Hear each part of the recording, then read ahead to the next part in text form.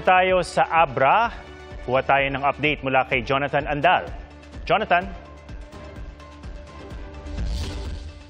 Atom, as of 11:30 p.m. sa 27 na bayan dito sa probinsya ng Abra ay nasa 10 na yung nakapagtatransmit ng election returns o election result dito sa Abra Provincial Canvassing Center. Yan po yung mga bayan ng Buklok, Dagyoman, Lagangilang, Lagayan, Likuan Baay, Pidigan, San Isidro, San Juan, Tayum at Villa Viciosa.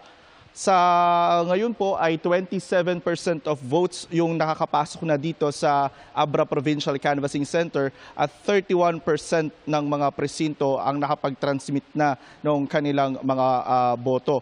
Ang batay naman po sa partial and unofficial tally ng COMELEC media server as of 11:24 p.m.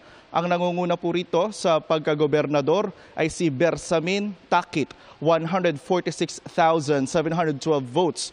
Sumunod po sa kanya si Bernos Kiko na may 36,219 votes. Sa pagka-vice governor, si Bersamin An ay nakakuha ng 143,119 votes. Si Bernos Joy nakakuha ng 37,829 votes.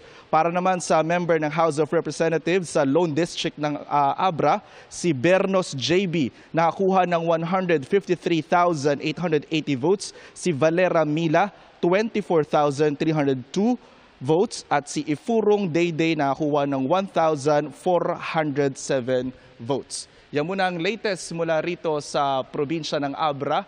Para sa GMA Integrated News, ako po si Jonathan Andal. Dapat totoo sa eleksyon 2025. Jonathan, kumpara sa ibang mga probinsya, medyo mas mababa yung pumapasok pa ng mga results dito sa Abra, no? Ano ba ang naging challenges dyan kung bakit hindi agad pumapasok yung mga boto?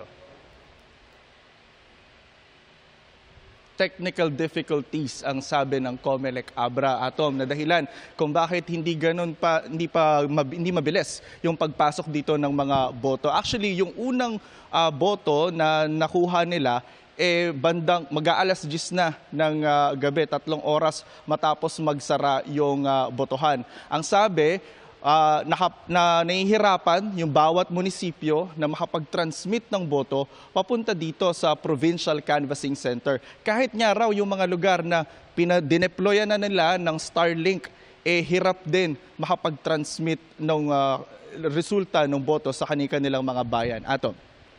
Mukhang mahaba ang inyong gabi dyan, Jonathan. Maghihintay tayo para dumating yung mga election returns. Ano yung plano ngayon ng COMELEC kung nahihirapan doon sa technical at lalo hindi nga makapagpadala ng resulta? Ito ba ay physically dadalhin na doon sa Provincial Canvassing Center? Kanina ganun yung problema, pero ngayon, base sa nakikita natin, sunod-sunod na pumapasok yung mga boto mula sa iba't ibang bayan. So, sa tingin natin, bago matapos ang gabi, bago matapos ang gabi, marami ng mga bayan ang makakapag-transmit ng boto dito. Dahil after 10 p.m., so ngayon, after ng isa't kalahating oras, simula na pumasok yung boto ng unang bayan, 10 bayan na po ngayon ang nakapag-transmit na ng boto. So inaasahan natin na tuloy-tuloy na yan at naayos na yung problema nila sa transmission. Atom. Maraming salamat, Jonathan Andal.